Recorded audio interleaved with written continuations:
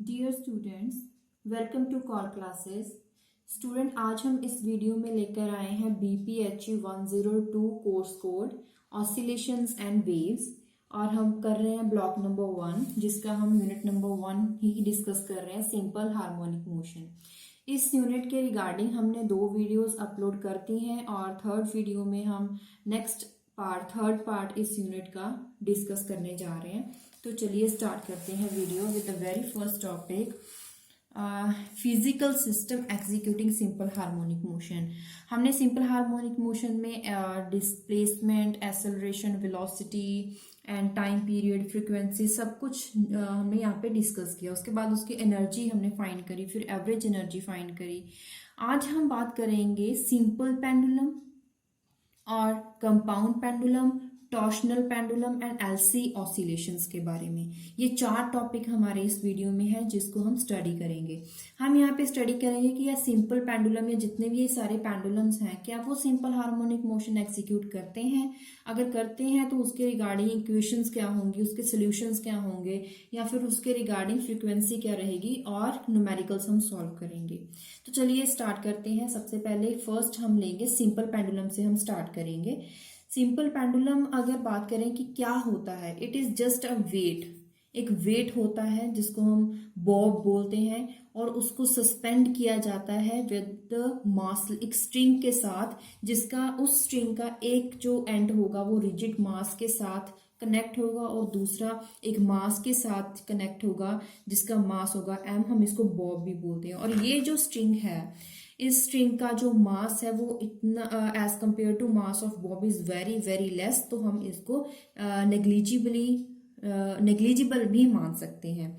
तो हम इसको क्या बोल सकते हैं कि अगर कोई भी स्ट्रिंग के साथ एक मास को सस्पेंड कर दिया जाए और दूसरा जो स्ट्रिंग का एंड है उसे पाइवट पॉइंट के साथ जोड़ दिया जाए, तो हमारे पास क्या बन जाएगा, एक सिंपल पेंडुलम बन जाएगा। तो हम क्या बात करेंगे, सिंपल हार्मोनिक मोशन एग्जीक्यूशन हो सकती है सिंपल पेंडुलम में या फिर नहीं। अगर हमने बात करें, सबसे पहले इसकी बात करेंगे ओरिजिनल पोजीशन की। अगर हम फर्स्ट डायग्राम में देखें, ये जो डॉटेड लाइन है ये बताई गई है इसकी इक्विलिब्रियम पोजीशन। इक्विलिब्रियम पोजीशन जब कोई भी इस पे एक्सटर्नल फोर्स एक्ट नहीं करता है, उस टाइम ये जो मास होगा अपनी ओरिजिनल पोजीशन पे होगा, जहां पे थीटा इज इक्वल टू 0 होगा। अगर हम ये जो भी डिस्कस करेंगे आज के टॉपिक में, उसको आप रिलेट करिएगा सिंपल हार्मोनिक मोशन के साथ, जिसको हमने स्प्रिंग मास सिस्टम में को हमने डिस्कस किया था। क्योंकि अगर आपको ये पढ़ना है ये टॉपिक, तो आपको सिंपल जो स्प्रिंग मास सिस्टम है वो वाले टॉपिक आपको अच्छे से समझे होने चाहिए। अगर आपको नहीं समझ में आए हैं तो पहले आप उस वीडियो को देखिए, उसके बाद आपको ये वीडियो बहुत ईजी लगेगी। तो जो भी हम यहाँ पे करेंगे वो उसको रिलेट करेंगे, बिल्कुल जैसे हमने स्प्रिंग मास सिस्टम में एक्सप्रेशंस किए थे, बिल्कुल वही काम हम इसमें करेंगे। क्योंकि जो स्प्रिंग मास सिस्टम था उसकी ओरिजिनल पोजीशन क्या थी, x इज इक्वल टू 0। लेकिन यहाँ पे पेंडुलम की बात करें तो वो एंगल के विद रिस्पेक्ट वेरियस एंगल पे वो क्या करेगा, टू एंड फ्रो मोशन में जाएगा, जिसकी वजह से हम यहाँ पे x की बजाय उसकी पोजीशन क्या लेंगे, थीटा इज इक्वल टू 0 लेंगे। तो क्वेश्चन अराइज होता है कि is this motion of pendulum is the simple harmonic और नॉट। अगर हम एंगुलर कोऑर्डिनेट अप्लाई करें, दैट इज थीटा, अब हम क्या करेंगे, इसकी इक्विलिब्रियम पोजीशन को डिस्टर्ब करेंगे। क्या करेंगे, इस बॉब को डिस्प्लेस करेंगे किसी भी एंगल थीटा पे। सपोज कीजिए हम किसी एंगल थीटा पे इसको डिस्प्लेस करते हैं, तो ये अपनी ओरिजिनल पोजीशन से डिस्प्लेस हो गया है। कब, जब उस पर फोर्स एक्ट हुआ। अब हम बात करेंगे सबसे पहले फोर्सेस पे। तो यहाँ पे जो फोर्स एक्ट करेगा वो 2 तरह का होगा। एक तो होगा टेंशन, जो टेंशनल फोर्स होगा F1 which is exerted on the string on the bob। String के थ्रू बॉब पे जो आया है external force, that is tension. And दूसरा होगा gravitational force. Gravitational force it is directed towards vertically, that means यहाँ पे ग्रेविटेशनल फोर्स भी एक्ट करेगा। तो यहाँ पे इसके रिगार्डिंग अब आप आ जाइए यहाँ पे सेकंड डायग्राम में। तो इसके विद रिस्पेक्ट है हमारे पास हम इस थीटा को 2 पार्ट्स में रिजॉल्व करेंगे। कैसे रिजॉल्व करेंगे, एक तो इसका हो जाएगा रेडियल कंपोनेंट हो जाएगा, एक रेडियल कंपोनेंट हो जाएगा, दूसरा इसका टेंजेंशियल कंपोनेंट हो जाएगा। जो रेडियल कंपोनेंट मतलब जो हमारे पास एक्सिस डायरेक्टेड थीटा के साथ जो ज्वाइंट होता है उसे हम कॉस थीटा में लेते हैं, और जो उसके अपोजिट होता है, जो टेंजेंट होता है, उसको हम साइन थीटा में लेते हैं। क्योंकि हम एम जी को रिजॉल्व करें तो हो जाएगा M G cos theta and M G sine theta. ये जो M G cos theta it balances the tension of the string, इसको ये जो टेंशन प्रोड्यूस हुआ है स्ट्रिंग में उसको बैलेंस करेगा। और जो ये साइन थीटा है, टेंजेंशियल साइन थीटा है, it produces torque on the Bob, उसको ये बैलेंस करेगा। अभी मैंने बात करी टॉर्क, तो टॉर्क का मतलब क्या होता है, एक फोर्स होता है, इट इज अ फोर्स जिसकी वजह से, एक ट्विस्टिंग फोर्स होती है जिसकी वजह से क्या होता है, रोटेशन प्रोड्यूस होती है। The twisting force which causes the rotation, that is known as torque.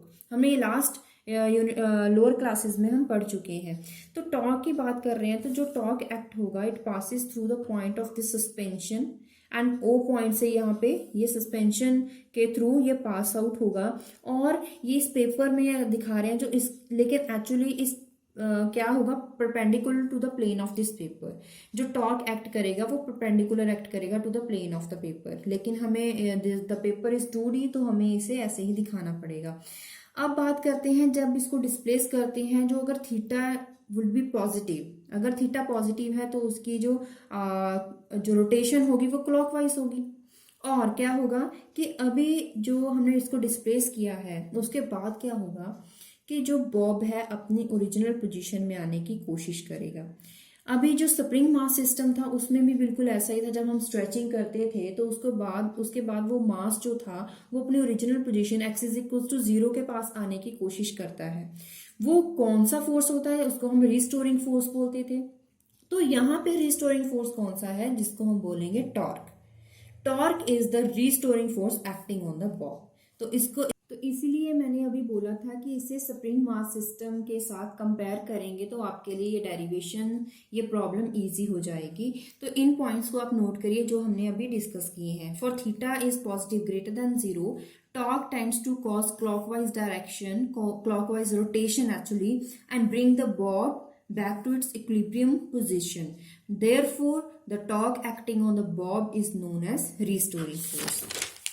अब अगर बात करें रिस्टोरिंग फोर्स या फिर रिस्टोरिंग टॉर्क भी इसे बोल सकते हैं, acting on bob of simple pendulum is similar to the restoring force on the mass of spring mass system and tends to bring the bob back to its equilibrium position. इसका मतलब है कि जैसे रिस्टोरिंग फोर्स का काम क्या होता था कि मास को अपनी उस ओरिजिनल पोजीशन में लेके आना है, तो बिल्कुल वही काम रिस्टोरिंग टॉर्क का है कि जो बॉब है वो अपनी ओरिजिनल पोजीशन पे आए, यही इसका काम होगा।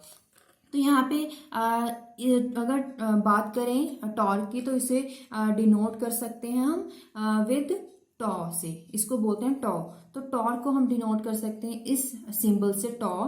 इट इज गिवन बाय, इसका फॉर्मूला क्या होता है, length of the string and the angle by which the string is placed. तो इन दोनों का प्रोडक्ट होता है। तो अगर हम यहाँ पे बात करें टॉर्क की तो ये क्या होगी, tau is equal to L, और थीटा कौन सा है, एम जी साइन थीटा है। तो यहाँ पे जो नेगेटिव साइन है या एम जी साइन थीटा क्या है हम बात करते हैं।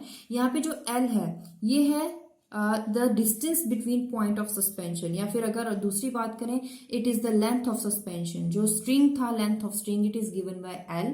तो जो एम जी साइन थीटा क्या है, it is tangential component of gravitational force, ठीक है, या फिर वेट ऑफ द बॉब। अब बात करें नेगेटिव साइन की, ये नेगेटिव साइन क्यों है, क्योंकि जब हमने स्प्रिंग मास सिस्टम को डिस्कस किया था वहां पे भी F इज इक्वल टू क्या फॉर्मूला था, F is equal to minus KX था। माइनस साइन क्या था, क्योंकि जो रिस्टोरिंग फोर्स है it is acting opposing to the applying force, that is why यहाँ पे भी टॉर्क जो है वो अपोज कर रहा है, जो एक्सटर्नल फोर्स है उसको अपोज कर रहा है, ताकि जो बॉब है वो अपना जो सिस्टम है वो ओरिजिनल पोजीशन पे, इक्विलिब्रियम पोजीशन पे आ जाए। तो इसलिए अपोजिंग जो है उस अपोजिंग को नेगेटिव साइन के साथ शो करेंगे। अब बात करते हैं Newton second law of motion, जो बिल्कुल इसी के साथ रिलेट करता है। It is given by the torque is the product of movement of inertia of pendulum and the angular acceleration of the Bob. तो क्यों हमने यहाँ पे इसकी बात करी है, क्योंकि अगर हम टॉर्क की बात कर रहे हैं तो न्यूटन लॉ और सेकंड लॉ जिसमें कि मूवमेंट ऑफ इनर्शिया की बात करी गई है उसको भी इसके साथ रिलेट करना पड़ेगा। अब दोनों इक्वेशन को अगर बात करें तो यहाँ पे जो टॉर्क है left hand side of equation is same, so we can write the same right hand side as we return from equation number 1 and 2 minus mgl sin theta is equals to I alpha. Alpha is angular acceleration. और यहाँ पे अगर आपको इसको solve करें, हमने बात करी है कि जो स्ट्रिंग है बिल्कुल मासलेस है, तो यहाँ पे movement of inertia due to mass of bob is given by I is equals to ml square which is equals to ml square. तो एंगुलर वेलोसिटी की अगर बात करें, एंगुलर वेलोसिटी क्या होता था अगर स्प्रिंग मास सिस्टम की बात करें, dx by dt, rate of change और in displacement with respect to time. यहाँ पे डिस्प्लेसमेंट कितनी हुई है एंगल थीटा के साथ, तो यहाँ पे एंगुलर वेलोसिटी क्या हो जाएगी d थीटा अपॉन dt। अगर एंगुलर एक्सेलरेशन की बात करें तो वो क्या होगा rate of change of velocity, तो इसका डबल डेरिवेटिव लेंगे तो हमारे पास एंगुलर एक्सेलरेशन आ जाएगा। ये हमने क्यों निकाला है, ताकि हम एक इक्वेशन ऑफ मोशन तैयार कर सकें, क्योंकि हमने क्या करा था स्प्रिंग मास सिस्टम में भी इक्वेशन ऑफ मोशन बनाई थी, वही हम यहाँ पे कर रहे हैं। इसीलिए हमने सबसे पहले रिस्टोरिंग टॉर्क की बात करी, फिर न्यूटन सेकंड लॉ की बात करी, बिल्कुल जैसे कि हमने स्प्रिंग मास सिस्टम में किया था। अब उसमें टर्म्स में जो वैल्यूज उसकी है हम पुट करेंगे। यहाँ पे जो इक्वेशन नंबर यहाँ पे 4th and 5th आई है, इन वैल्यूज को आप पुट करोगे इन इक्वेशन नंबर 3rd। ये इक्वेशन नंबर 3rd है। यहाँ पे देखिए आपने minus mgl sine theta as it is लिखा, मूवमेंट ऑफ इनर्शिया और इन दोनों की वैल्यूज हमें चाहिए थी, ये इसकी वैल्यू हमने अभी सॉल्व करी है, दैट इज ml स्क्वायर, ये हम पुट करेंगे। और यहाँ पे अल्फा हमने क्या करा था double derivative of angular displacement. तो यहाँ पे जो इक्वेशन ऑफ मोशन, यहाँ पे डबल डेरिवेटिव एक साथ, बाकी कुछ टर्म्स कैंसल आउट हो रही हैं। This is equation number 6। अब हम एज्यूम करते हैं जो डिस्प्लेसमेंट हुई है it is very very less. अगर वेरी वेरी लेस है तो यहाँ पे जो टेंजेंशियल कंपोनेंट होगा it is also approaches to almost equals to theta, तो यहाँ पे हम इसको थीटा मान सकते हैं। It is known as, this approximation is known as small angle approximation. तो यहाँ पे हम साइन थीटा को थीटा लिख सकते हैं, तो जैसे कि हमने यहाँ पे लिख दिया। यहाँ पे हम इस इक्वेशन को लेफ्ट साइड लेके आएंगे तो हमारे पास इक्वेशन बनेगी D square theta upon D T square plus G upon L theta is equal to 0। अब यहाँ पे हमें इस वैल्यू को एक नया नाम देना है, वो नाम है ओमेगा नॉट स्क्वायर, जैसा कि हमने स्प्रिंग मास सिस्टम में किया था। स्प्रिंग मास सिस्टम में हमारे पास जी अपॉन एल की बजाय क्या आया था के अपॉन एम आया था, जहां पे हमने इसको ओमेगा नॉट स्क्वायर लिखा था। तो ओमेगा नॉट की वैल्यू क्या आ गई थी के अंडर रूट के अपॉन एम। सिमिलरली यहाँ पे भी ओमेगा नॉट की वैल्यू आ रही है जी अपॉन एन रूट। तो this equation in the box is known as equation of motion for the simple pendulum. अब हम बात करते हैं, हमने अभी जो डायग्राम देखी थी सेकंड डायग्राम जिसमें डिस्प्लेसमेंट दिखाई गई थी और टेंजेंशियल एंड कंपोनेंट्स दिखाए गए थे, वहां पे हमने डिस्प्लेसमेंट को दिखाया था एल थीटा, मतलब कि जो स्ट्रिंग इट इज जो डिस्प्लेसमेंट है it is directly proportional to the length of string and angular displacement. तो यहाँ पे थीटा वैल्यू क्या हो जाएगी x अपॉन एल हो जाएगी। सो इस इक्वेशन को हम कैसे लिख सकते हैं, जो ये इक्वेशन है it is also can be written as, यहाँ पे डबल डेरिवेटिव इसका सिंगल डेरिवेटिव करेंगे विद रिस्पेक्ट टू टाइम, क्या आ जाएगा 1/l, ये दिस इज कांस्टेंट तो dx अपॉन dt। अगर इसका डबल डेरिवेटिव करेंगे तो क्या आ जाएगा d square x upon dt। इस इक्वेशन के जैसे हमने ये इक्वेशन नंबर 7th बनाई थी, बिल्कुल ऐसे ही हम इक्वेशन नंबर 8th बनाएंगे जिसमें थीटा की बजाय x डिस्प्लेसमेंट दिखाई गई है। अब दिस इक्वेशन जो इक्वेशन यहाँ पे इक्वेशन नंबर 7th है, ये इससे हमें क्या रिजल्ट मिलता है कि जो सिंपल पेंडुलम है यहाँ पे ये इक्वेशन और ये मतलब कि 7th and 8th इक्वेशन बिल्कुल रिलेट कीजिए। This equation is the equation for spring mass system, जिससे हमें शो हुआ था कि ये एग्जीक्यूट करेगा spring mass system execute simple harmonic motion. तो ये बिल्कुल this equation is just similar to the equation number 7th, जिससे हमें रिजल्ट मिलेगा a simple pendulum is also executing simple harmonic motion provided the angular displacement is small. ये एक condition है कि वहां पे डिस्प्लेसमेंट बहुत स्मॉल होनी चाहिए। तो यहाँ पे डिफरेंशियल इक्वेशन हमारे पास, जिसका रिजल्ट हमारे पास इक्वेशन नंबर 7 है, मिल गया है।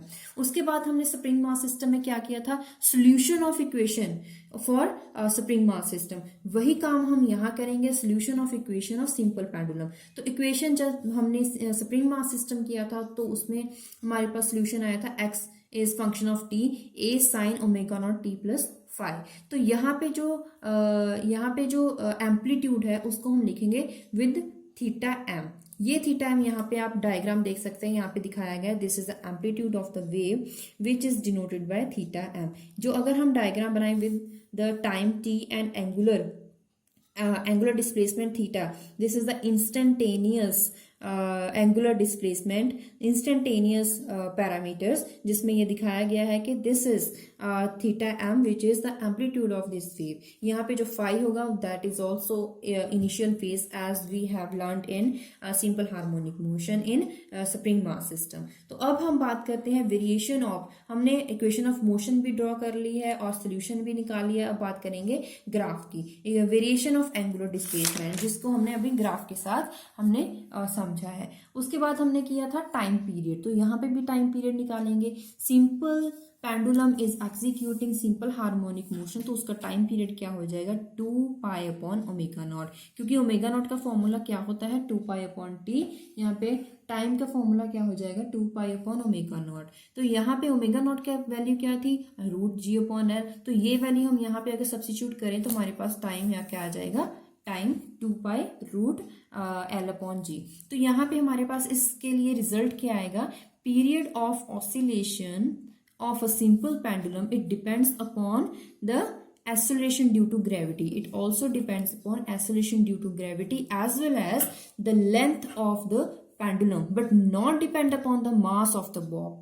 मतलब जो पीरियड है ऑसिलेशन का वो इस पे डिपेंड नहीं करता है कि मास का जो बॉब का मास है वो क्या है, उससे बिल्कुल रिलेट नहीं करता है। किस पे डिपेंड करेगा, स्ट्रिंग का जो लेंथ है वो कितना है और एक्सेलरेशन ड्यू टू ग्रेविटी। इसके रिगार्डिंग हमारे पास एक न्यूमेरिकल है, the length of a simple pendulum, हमें लेंथ दी गई है, उसका time period at a place, suppose कीजिए कोई जब उसको टू एंड फ्रो मोशन जब ऑसिलेट कर रहा था बॉब, तो उस टाइम किसी पॉइंट ए पर उसकी एक्सेलरेशन ड्यू टू ग्रेविटी की वैल्यू ये थी, और उसके बाद अगर वो ए पॉइंट के बजाय दूसरा पॉइंट थोड़ा दूर पॉइंट बी पे आ जाए तो उसके बाद उसकी value of g, acceleration due to gravity की कुछ और वैल्यू है। तो हमें ये पता करना है, अगर हम सोचें कि जो दोनों पॉइंट्स पर अगर टाइम पीरियड सेम हो तो कितनी लेंथ होनी चाहिए of pendulum at b, length of pendulum कितनी होनी चाहिए अगर वो पॉइंट बी पे है।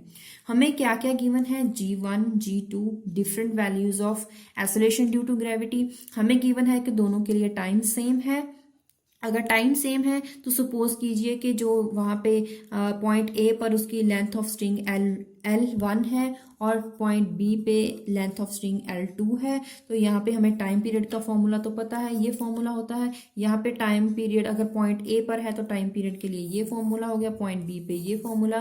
कंडीशन क्या गिवन है, T1 is equal to T2, values put कर दीजिए, 2 pi cancel out with 2 pi, L1 and this values are squaring both side, under root खत्म हो जाएगा, L1 upon L2 is given by this ratio. इसका ratio अगर निकालोगे तो आपके पास आ जाएगा ये 1.002। क्योंकि हमें पूछा गया है पॉइंट बी पे तो हम L2 लेफ्ट साइड रखेंगे और इसका रिलेशन निकालेंगे। यहाँ से हमें क्या पता चलेगा कि as the acceleration due to gravity increases, length of pendulum is also increases, जिसकी वजह से जो दोनों के लिए पॉइंट डिफरेंट जो रिलेशन बनेगा वो this is given by this value.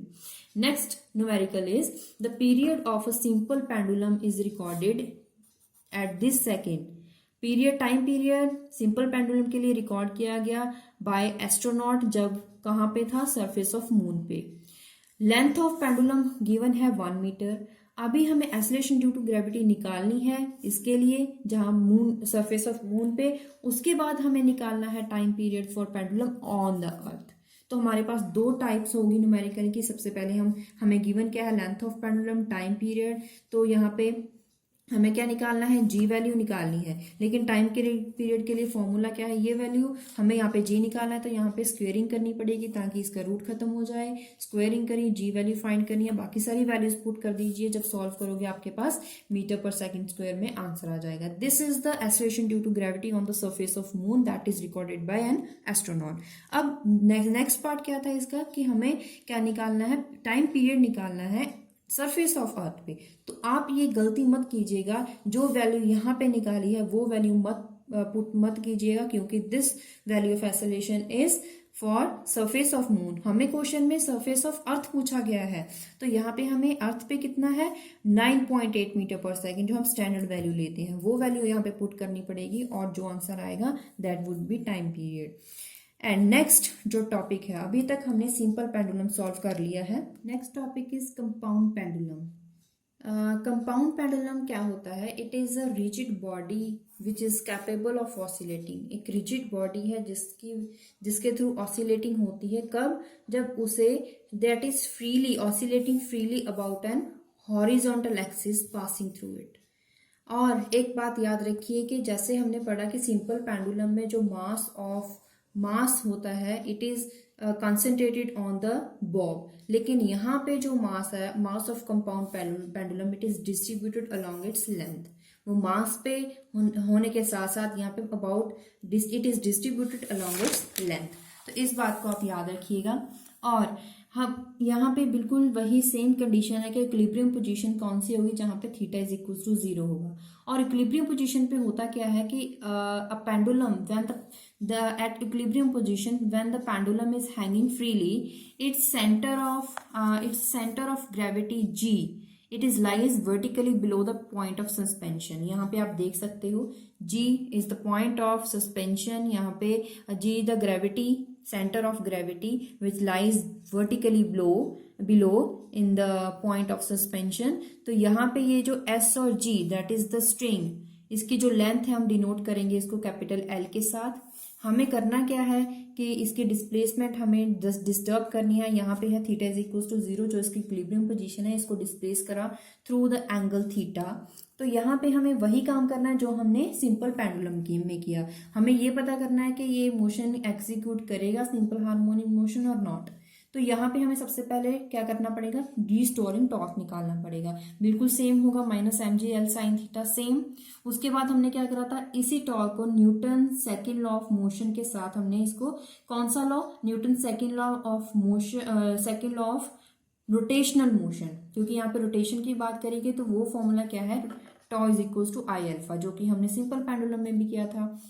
फिर हमने क्या करा, यहाँ पे हमने एक बात आपको याद होगी कि सिंपल पेंडुलम में हमने क्या करा था, आई जो मोमेंट ऑफ इनर्शिया इसकी वैल्यू निकाली थी m/l स्क्वायर, जिसमें जो ये m है it is the mass concentrated on the bob. लेकिन हमने बात करी कि कंपाउंड पेंडुलम में unlike the simple pendulum the मास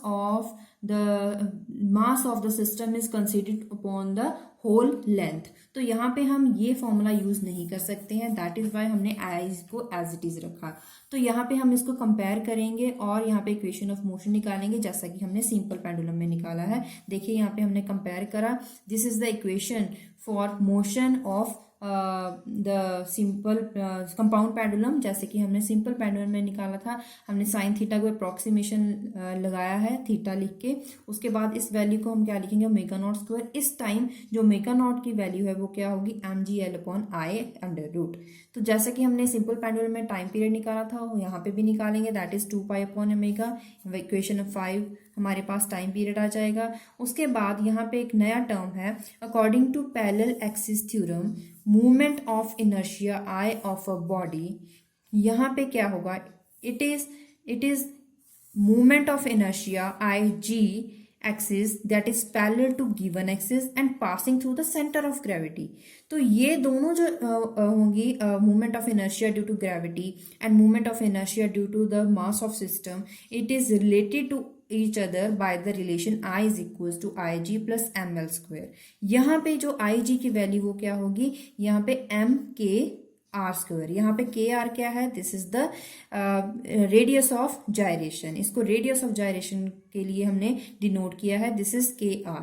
तो यहाँ पे आई वैल्यू क्या हो जाएगा, यहाँ पे एम हम कॉमन निकाल सकते हैं, क्योंकि यहाँ पे क्या था, जो हमने बात करी, जो कंपाउंड पेंडुलम है उसमें मास जो होगा वो बॉब में कंसंट्रेट होने के साथ साथ वो स्ट्रिंग में भी जो कंसंट्रेट करेगा। तो इसकी वजह से यहाँ पे मास ऑफ बॉब के साथ साथ हमने क्या निकाला, that is mass of whole the string, that is due to the gravity. तो यहाँ पे हमने दोनों वैल्यूज कंसीडर करी हैं, लेकिन सिंपल पेंडुलम में सिर्फ हमने मास ऑफ बॉब कंसीडर किया था। तो यहाँ पे के आर क्या है, रेडियस ऑफ जायरेशन। तो रेडियस ऑफ जायरेशन की अगर हम डेफिनेशन निकालें तो क्या होगा, सपोज कीजिए कि एक यहाँ पे एक डिस्क है हमारे पास, जो डिस्क है उसका रोटेशन ऑफ मोशन हम क्या निकालेंगे, अबाउट दिस एक्सिस के अकॉर्डिंग उसका रोटेशन ऑफ मोशन है। सपोज कीजिए इसी रोटेशन में एक मास है, पॉइंट मास है, जो कोई रोटेट कर रहा है एज, जैसे डिस्क है, रोटेशन है इसकी अकॉर्डिंग टू क्लॉकवाइज। तो क्या होगा कि यहाँ पे जो this is the radius, this radius is known as radius of gyration।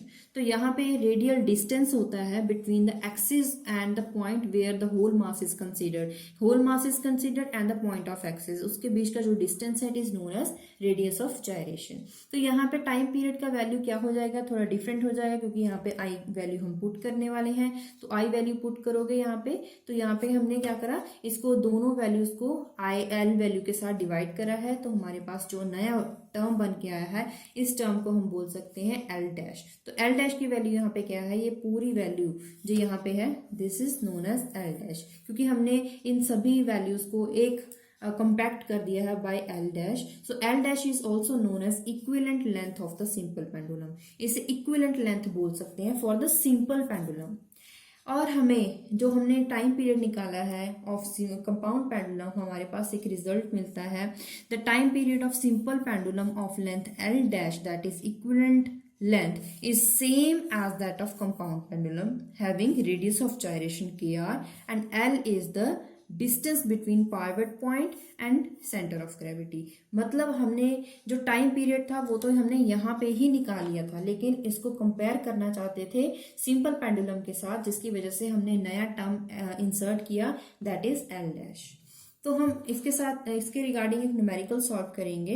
A compound pendulum is made of thin uniform rod with mass 1 kilogram and length 1 meter and the pendulum executing free oscillation about horizontal axis। यहाँ पे compound pendulum की बात करी गई है। तो हमें निकालना है टाइम पीरियड, हमारे पास फॉर्मूला है 2 पाई आई अपॉन mgl। तो यहाँ पे क्या हो जाएगा, जो सिंपल पेंडुलम है क्योंकि वो सस्पेंडेड है एक एंड के साथ, तो सेंटर ऑफ ग्रेविटी क्या हो जाएगी of rod, it is acting upon the, क्या हो जाएगी यहाँ पे, जैसे कि ये रॉड है तो यहाँ के मिड पॉइंट पे यहाँ पे एक्ट करेगी। तो मिड पॉइंट पे एक्ट करेगी तो लेंथ क्या हो जाएगी, हाफ। तो length is half of the length of the rod. तो यहाँ पे length is equals to d by 2। यहाँ पे d क्या है, लेंथ ऑफ द रॉड। तो इस टर्म को हमें यहाँ पे इंसर्ट करना पड़ेगा। तो इसी के रिगार्डिंग हमारे पास आई इनर्शिया क्या आ जाएगा, यहाँ पे हम एल की बजाय क्या लिखेंगे, यहाँ पे सॉरी यहाँ इसकी वैल्यू में क्या लिखेंगे, डी टर्म हमें यहाँ पे पुट करनी पड़ेगी। तो आई वैल्यू हमने यहाँ पे सॉल्व करी है, that is md square upon 3। यही वैल्यू हम पुट करेंगे टाइम पीरियड में, क्योंकि हमारे पास सिर्फ इनर्शिया, मूवमेंट ऑफ इनर्शिया की वैल्यू नहीं थी, हमारे पास मास भी गिवन था और हमारे पास जी वैल्यू भी गिवन है। तो हमने क्या करा, यहाँ पे लेंथ ऑफ द रॉड में वैल्यू पुट करी और हमारे पास जो आंसर आया that is in seconds, that is time period. Next term is torsional pendulum. अभी टॉर्शनल पेंडुलम क्या है, अगर हम क्या करेंगे, if one end of the long thin wire, suppose कीजिए हमारे पास एक लॉन्ग थिन वायर है, उसका एक एंड हम रिजिड सपोर्ट के साथ सस्पेंड ऐड कर देंगे, टाई कर देंगे, और दूसरा एंड जो होगा वो एक मासिव बॉडी के साथ उसको ज्वाइन कर देंगे। मासिव बॉडी का मतलब क्या है, जैसे कि सपोज कीजिए कोई डिस्क होगी या कोई सफियर होगा या कोई सिंपल रॉड होगी। तो इस तरह के सिस्टम को हम बोलते हैं टॉर्शनल पेंडुलम। टॉर्शनल पेंडुलम, अब जो यहाँ पे ऑसिलेशंस होंगी तो उसको बोलेंगे torsional oscillator. The angle theta gives the orientation of the disc from its equilibrium orientation. तो यहाँ पे भी बिल्कुल सेम कंडीशन है जैसा कि हमने सिंपल और कंपाउंड पेंडुलम में किया था कि यहाँ पे जो इक्विलिब्रियम पोजीशन होगी वो थीटा इज इक्वल टू 0 पे होगी। अब हम क्या करेंगे, at equilibrium theta is equal to 0 wire is not twisted, wire twist नहीं हुई है। When the pendulum is twisted क्या होगा, देन इट लेफ्ट फ्री, हम यहाँ पे एक्सटर्नल फोर्स लगाएंगे, उसके बाद उसे छोड़ देंगे, ऑसिलेशंस प्रोड्यूस होंगी, it oscillates in horizontal plane. When the disc is twisted through angular displacement that is theta, it exerts restoring torque, जैसे कि हमने सिंपल और कंपाउंड पेंडुलम में किया था। इसी तरह यहाँ पे क्या वैल्यू होगी, torque is given by minus K T theta. What is now K T, K T is torsional constant, क्योंकि जैसे हमने स्प्रिंग मास सिस्टम किया था, force is directly proportional to X और इन नेगेटिव साइन। क्यों negative sign था, क्योंकि opposing force था, तो हमने इसको प्रोपोर्शनलिटी साइन हटाया था, के लगाया था, that is F is equal to minus k x. Similarly हमने यहाँ पे भी ऐसे ही लिखा, तो के क्या वैल्यू होगी, it is defined as restoring torque per unit angular displacement. यहाँ पे अगर हम के वैल्यू को हम अगर डिफाइन करना चाहें तो क्या आ जाएगा, थीटा यहाँ पे torque as it is divide by theta, मतलब कि torque restoring torque per unit angular displacement. This is the definition for torsional constant. अब क्या करेंगे, Newton second law of rotation of motion लगाएंगे, जिसकी वजह से हमारे पास ये वैल्यू आ जाती है, और इस वैल्यू को हम पुट करेंगे in the equation number 1 and equation number 2, दोनों को यूज करके ज्वाइन करेंगे, जिससे हमारे पास एक इक्वेशन ऑफ मोशन बन के आती है। और इस इक्वेशन ऑफ मोशन में हमारे पास ओमेगा नॉट वैल्यू क्या आ जाएगी, K T upon I.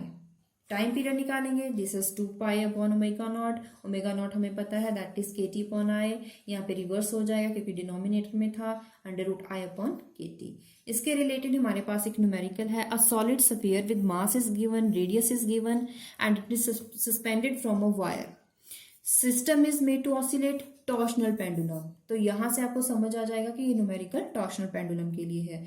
Calculate time period of oscillation हमें निकालना है, टॉर्शनल कांस्टेंट भी हमें गिवन है।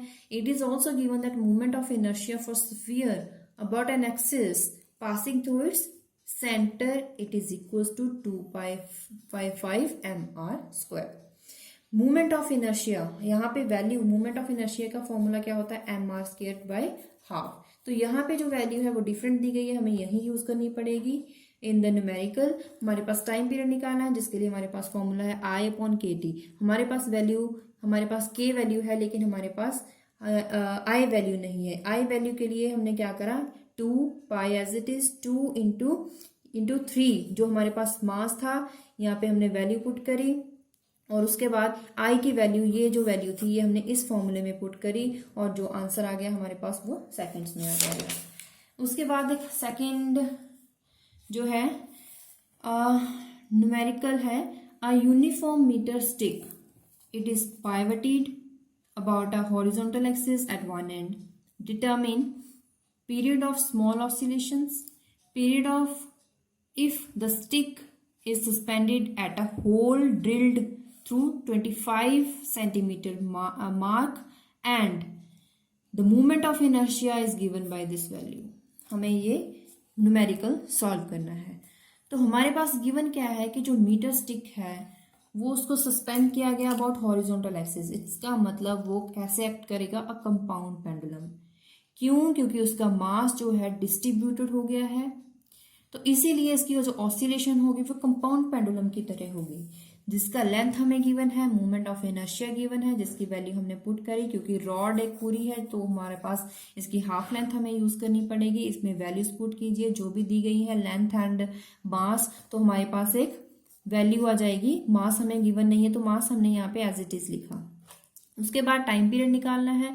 टाइम पीरियड में मूवमेंट ऑफ इनर्शिया यहाँ पे वैल्यू पुट करी है, और mgl वैल्यू पुट करी, जिसमें m is cancel out with m। यहाँ पे m मीटर नहीं है, this is m for mass, जो मास के साथ कैंसल आउट हो गया। तो उसके बाद हमारे पास जो वैल्यू आएगी, this is for the time period. Next and last topic of this unit is an LC circuit. LC circuit, यहाँ पे L का मतलब है इंडक्टर, C को हम डिनोट करते हैं कैपेसिटर के लिए। LC सर्किट एक्चुअली बनता कैसे, it is consisting of an inductor and capacitor. उसके साथ एक बैटरी होती है, एक 2 वे स्विच होता है। वो कैसे बनता है, हमने लोअर क्लासेस में ये पढ़ चुके हैं जब हम +2 में एलसी ऑसिलेशंस पढ़ते थे। तो वहां पे क्या होता था, इसको थोड़ा रिवाइज कर लेते हैं। ये सर्किट जो है in which the oscillations takes place, it consist only 2 components. कौन सा? Inductor and capacitor.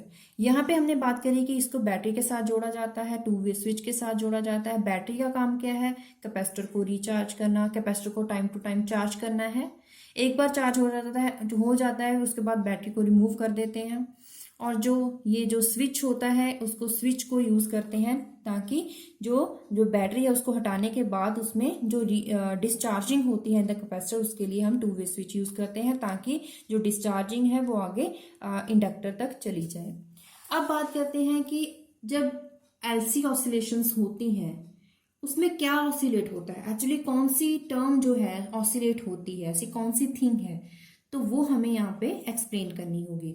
यहाँ पे सर्किट डायग्राम है जिसमें एक थिन वायर है जिसको कैपेसिटर, पैरेलल प्लेट कैपेसिटर के साथ जोड़ा गया है और उसको एक बैटरी के साथ जोड़ा गया है। This is 2 way switch point A and B, and उसको जोड़ा गया है आगे इंडक्टर के साथ। एक्चुअली होता क्या है, जब बैटरी को हम जोड़ते हैं कैपेसिटर के साथ तो ये कैपेसिटर की जो एक प्लेट होती है वो उसमें क्या हो जाता है, वो चार्ज होनी स्टार्ट हो जाती है और एक प्लेट पे क्या आ जाएगा, मैक्सिमम ऑफ इलेक्ट्रॉन्स आ जाते हैं as compare to other plate. तो उसमें क्या होगा, उसके बाद क्या होता है, जो बैटरी होती है क्योंकि चार्जिंग स्टार्ट हो गई तो उसके बाद बैटरी को रिमूव कर देते हैं। जब बैटरी को रिमूव कर देते हैं तो जो कैपेसिटर होता है एक थिन वायर के साथ तो कनेक्टेड है, तो होगा क्या कि यहाँ से जो इलेक्ट्रॉन होंगे वो दूसरी प्लेट के पास चले जाएंगे। तो होगा इस तरह से जाते हैं कि जो नंबर ऑफ जो इलेक्ट्रॉन डेंसिटी है वो दोनों तरफ सेम हो जाए। इस टाइम उसको बोलते हैं न्यूट्रल कैपेसिटर। उस टाइम हम उस कैपेसिटर को बोलेंगे न्यूट्रल कैपेसिटर। उसके बाद ये जो फिनोमिना था कि जो ट्रांसफर होता है इलेक्ट्रॉन डेंसिटी का, उसको बोलते हैं डिस्चार्जिंग ऑफ द कैपेसिटर। सबसे पहले क्या हुआ था, इलेक्ट्रॉन्स प्रोड्यूस हुए थे बाय यूजिंग बैटरी वोल्टेज की वजह से, जिसको हम बोलेंगे चार्जिंग ऑफ कैपेसिटर। अब जो न्यूट्रलिटी यहाँ पे जो इंट्रोड्यूस हुई है उसकी वजह से उसको बोलेंगे डिस्चार्जिंग ऑफ कैपेसिटर। तो आपने समझ लिया कि charging and discharging of capacitor में क्या फिनोमिना यूज हो रहा है। तो यहाँ पे फिगर को थोड़ा एक्सप्लेन और करेंगे। एलसी सर्किट में क्या होता है, जो कैपेसिटर है वो चार्ज होता है और क्योंकि इसको जोड़ा गया है बैटरी के साथ। अब क्या होगा, ये जो पॉइंट बी है और इसको सर्किट को क्लोज कर दिया जाएगा, जिसकी वजह से क्या होगा कि यहाँ पे जो डिस्चार्जिंग हो रही है वो क्या चली जाएगी, capacitor is discharge, it is discharge through inductor. कब? जब इसको ए और बी के साथ यहाँ पे 2 वे स्विच को कनेक्ट कर दिया जाएगा। When the charge capacitor is connected to inductor, होगा क्या, जो डिस्चार्जिंग होगी कैपेसिटर की वो थोड़ी डिफरेंट वे में होगी। क्या, कौन सा डिफरेंट वे, ऐसा क्या है, क्या होता है, जब कैपेसिटर को डिस्चार्ज होता है through the inductor, electric current flows होता है। इलेक्ट्रिक करंट जो है उस वायर में फ्लो करता है थ्रू द कंडक्टर और उसकी वजह से क्या प्रोड्यूस होता है, मैग्नेटिक फील्ड। मैग्नेटिक फील्ड यहाँ पे प्रोड्यूस होता है थ्रू द इंडक्टर, जिससे होता क्या है, discharging of the capacitor through an inductor leads to increase in magnetic field around the inductor. मतलब discharging of capacitor causes the charging of inductor by which the magnetic field produces and there is increase in magnetic field। अब क्या होता है, जो इस time पे क्या हो गया है, जो कैपेसिटर है वो पूरी तरह से डिस्चार्ज हो गया है और यहाँ पे जो पूरा इलेक्ट्रिक फील्ड है वो यहाँ पे इंट्रोड्यूस हो गया है। अब क्या होगा, यहाँ पे जो मैग्नेटिक फील्ड है वो डिमिनिश होने की कोशिश करेगा। सो क्या होगा, the decrease in magnetic field in the inductor, उसकी वजह से एक वोल्टेज, इंड्यूस्ड वोल्टेज आएगी according to the Faraday law, और जो यहाँ पे इंड्यूस्ड वोल्टेज होगी वो दोबारा कैपेसिटर को चार्ज करेगी बट इन अपोजिट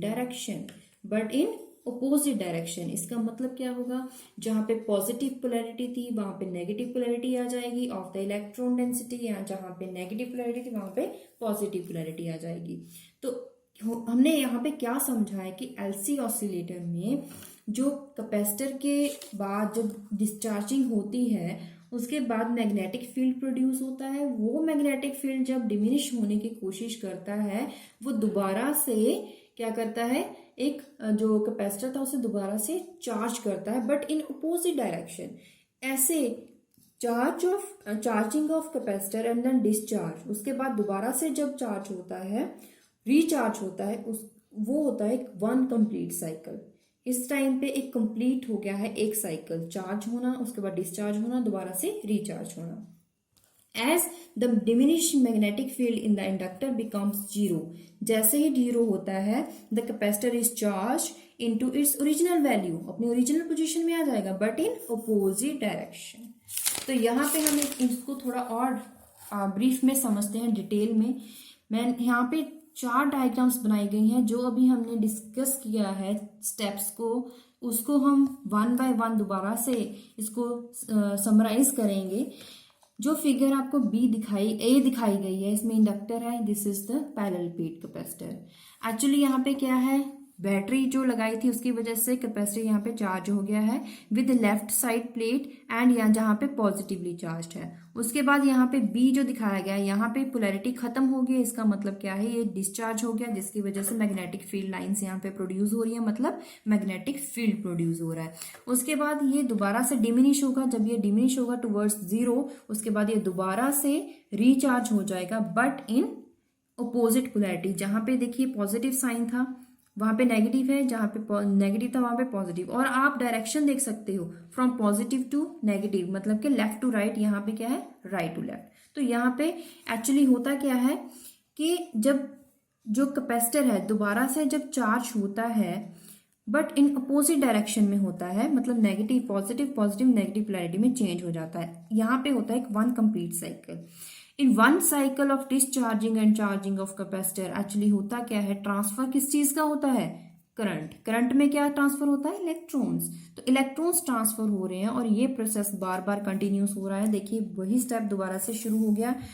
और एक्चुअली होता क्या है, जैसे जैसे प्रोसेस जो चलता जाता है, जो इलेक्ट्रॉन्स होते हैं वो एक प्लेट से दूसरी प्लेट तक ऑसिलेट करते हैं। तो हमारे पास रिजल्ट क्या आता है कि जो एक्चुअली चीज ऑसिलेट हो रही है इन the LC circuit, LC oscillations, वो क्या ऑसिलेट होते हैं, इलेक्ट्रॉन्स, मतलब कि इलेक्ट्रिक चार्ज ऑसिलेट होता है।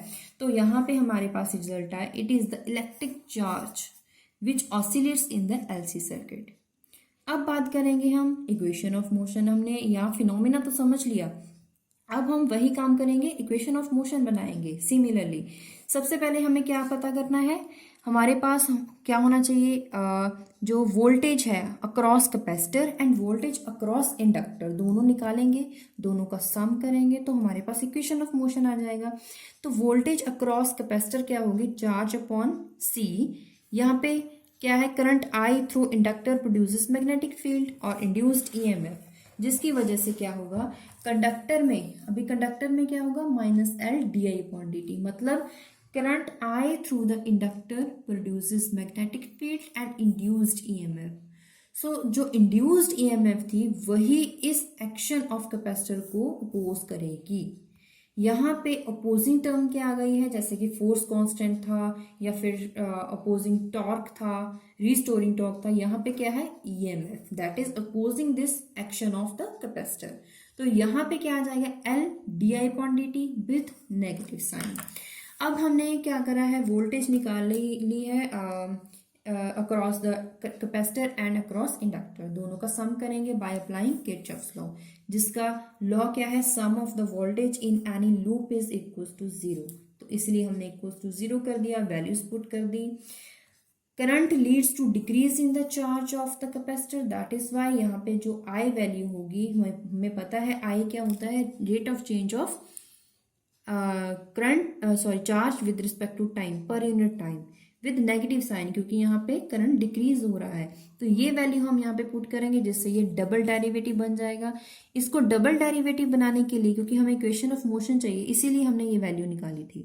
तो यहाँ पे देखिए, जो हमारे पास, इसको थोड़ा सॉल्व करेंगे तो हमारे पास क्या आ जाएगा, double derivative of charge with पर unit time, omega naught square. Omega naught square की वैल्यू यहाँ पे क्या है, 1 बाई एल सी, और ओमेगा की वैल्यू क्या आ जाएगी, 1 by L C under root. तो यहाँ पे सोल्यूशन क्या आ जाएगा, Q naught cos omega naught plus five, this is the initial phase. और यहाँ पे जो क्यू नॉट है, this is the maximum charge in the LC circuit.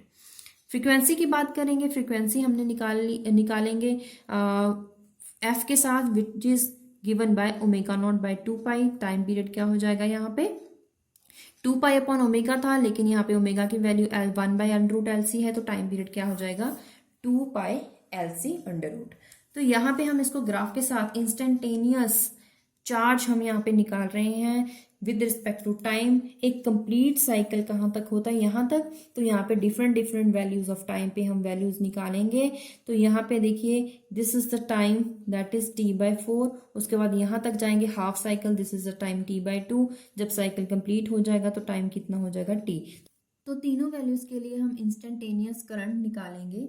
तो यहाँ पे जो दिखाया गया है, this is the time with respect to current.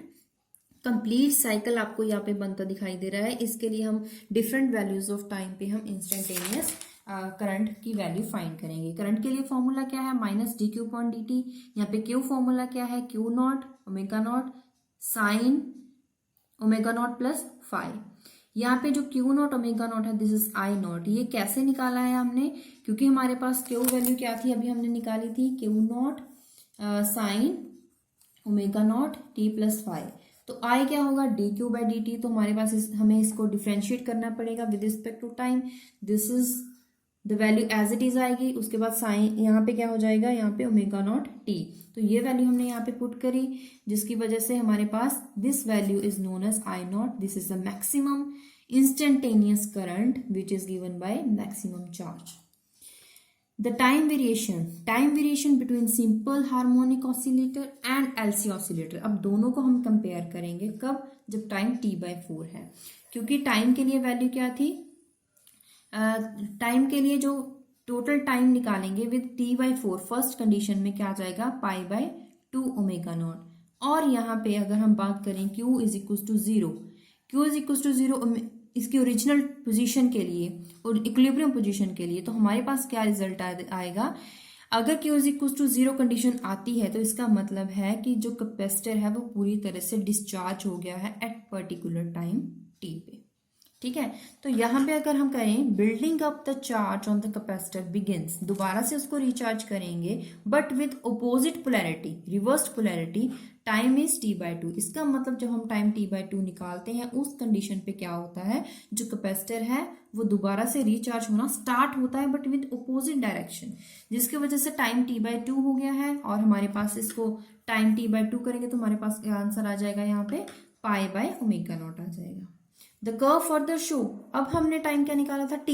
उस टाइम पे क्या था, the capacitor plate which was initially charge, जब सबसे पहले वो चार्ज थी, positive again becomes T is equal to 2 pi omega naught. मतलब this is the condition time T when the capacitor is initially charge. उसके बाद वो क्या हो जाता है, दोबारा से टाइम T/4 जब वो जब उस डिस्चार्जिंग स्टार्ट होती है, और टाइम हाफ कब है, जब time the capacitor begins building up it's charge, दोबारा वो रिचार्ज होता है बट विद अपोजिट डायरेक्शन। अब बात करते हैं energy in LC circuit. Energy of system, it is also changes from potential energy to kinetic energy in the cyclic manner, पूरे cycle में।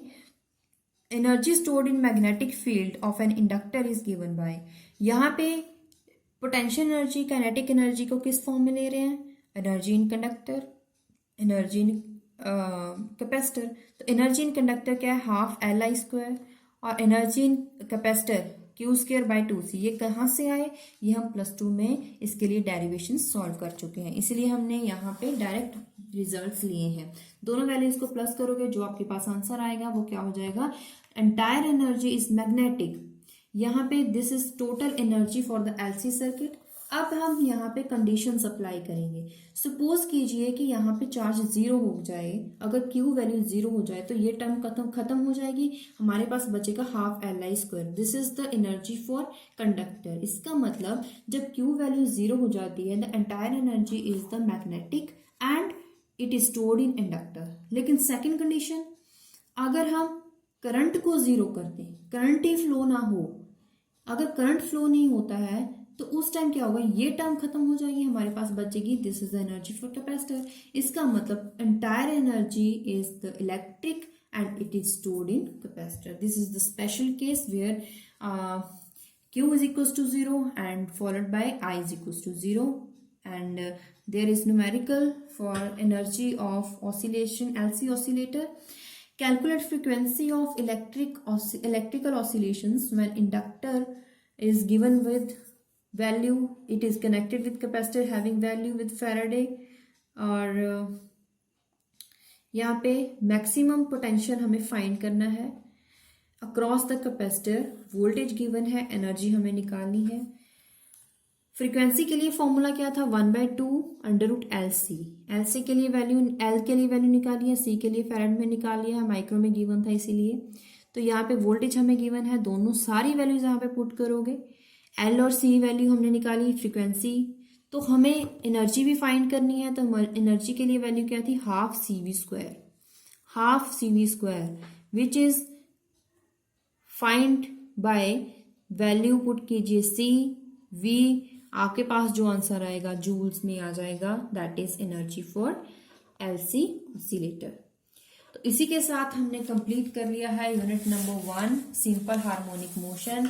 अगर हम समरी की बात करें, सबसे पहले हमने पढ़ा था कि सिंपल हार्मोनिक मोशन होता क्या है। तो सिंपल हार्मोनिक मोशन को डिफरेंट सिस्टम पे अप्लाई किया था, तो पता किया कि कौन सा सिंपल हार्मोनिक मोशन एग्जीक्यूट करता है। जैसे कि सबसे पहले हमने स्प्रिंग मास सिस्टम को यूज करा, उसके बाद उसके लिए हमने वेरियस वैल्यूज निकाली थी, equation of motion, solution of equation of motion, उसके बाद हमने ग्राफ निकाले थे, इंस्टेंटेनियस वैल्यू निकाली थी, सिमिलरली पेंडुलम्स के लिए एनर्जी, एवरेज एनर्जी निकाली थी।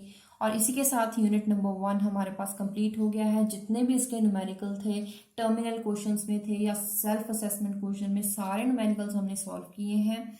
और अगर फिर भी आपको इस यूनिट के रिगार्डिंग कोई क्वेरी है तो आप कमेंट बॉक्स में पूछ सकते हैं। जब भी वीडियो देखें तो उसको लाइक जरूर करें अगर आपके लिए वीडियो थोड़ी सी भी हेल्पफुल है तो।